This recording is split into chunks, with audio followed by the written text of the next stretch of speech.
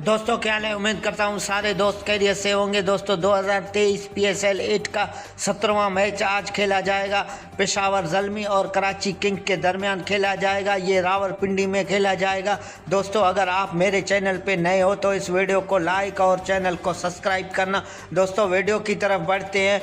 Karachi king और पेशावर ज़ल्मी के लिए ये दोनों टीमों के लिए अहम मैच है और इससे पहले कराची किंग और पेशावर ज़ल्मी के दरमियान टोटल 18 मैच खेले गए हैं, जिसमें से पेशावर ज़ल्मी को बरतरी हासिल है। पेशावर ज़ल्मी ने 13 मैच जीते हैं और कराची किंग अभी तक 5 मैच में कामयाबी हासिल कर सका है। PSL 8 में कराची किंग ने अभी तक 6 मैच खेले हैं। 6 मैचों में से 4 में कराची किंग को शिकस्त का सामना करना पड़ा और 2 में कामयाबी हासिल की है।